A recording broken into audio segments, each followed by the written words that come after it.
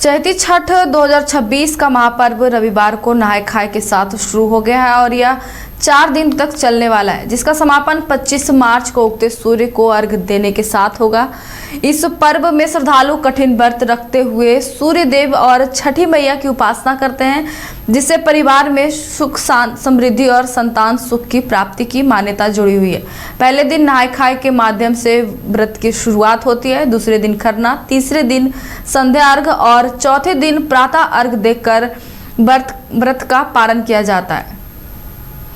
इस बार छठ पूजा में विशेष शुभ योग बन रहे हैं। इस पर अधिक जानकारी के लिए हमारे साथ राजेश जी जुड़े हुए हैं। राजेश जी, नहाय खाए के साथ 4 दिवसीय चैती महापर्व 2026 की शुरुआत हो गई है। इस बार क्या खास सहयोग बन रहा है छठ महापर्व पर? जी, छठ अपने आप में एक महायोगिक पर्व ही है और नक्षत्रों और ग्रहों की दिशा के माध्यम से, दशा के माध्यम से यदि कहते हैं तो ज्योतिषीय दृष्टि से भी अनुकूल योग जो है वो छठ के लिए बन रहा है। और छठ जो है वो रामनवमी के बीच ठीक पहले अभी पड़ रहा है। आज से उसकी शुरुआत हुई है, नहा खा की शुरुआत हुई है। ये सूर्य की उपासना का पर्व है। बिहार, यूपी, झारखंड और बिहार से बसने वाले और अन्य दिल्ली, बॉम्बे, पूरे भारत में कह लीजिए तो छठ की बहुत महात्मा है। पूरे विश्व में भी ये छठ जो है अभी इसका प्रचलन, इसके व्रत करने वालों व्रतियों की संख्या बढ़ती जा रही है। तो ये नवरात्र का समय है, चैत्र प्रतिपदा से प्रारंभ हुआ है। उत्सवों का सृजन का, नवसृजन का समय काल चल रहा है। दैवीय योग की दृष्टि नवरात्र का ये पावन व्रत के बीच में ही अभी ये छठ का भी व्रत आज से प्रारंभ हुआ।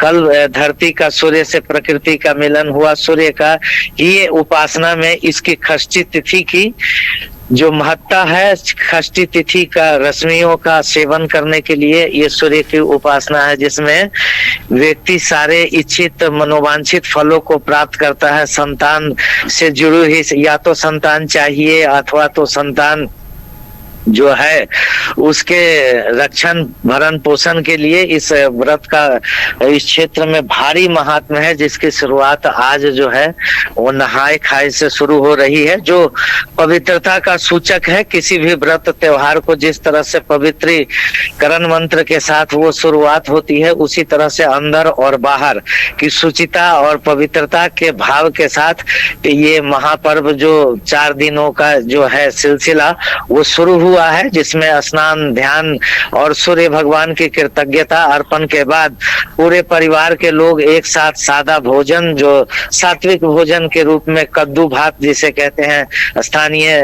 भाषा में, तो वो कद्दू भात के प्रसाद को ग्रहण करेंगे। और इसके साथ इस व्रत की आज शुरुआत होगी। फिर उसके बाद गेहूं सुखाना, पसारना, उसका आटा बनाना और उसके बाद कल खरना के प्रसाद का ग्रहण करने के बाद संकल्प निर्जला व्रत का हो जाएगा। जी बहुत बहुत धन्यवाद राजेश जी, हमारे साथ जानकारी साझा करने के लिए।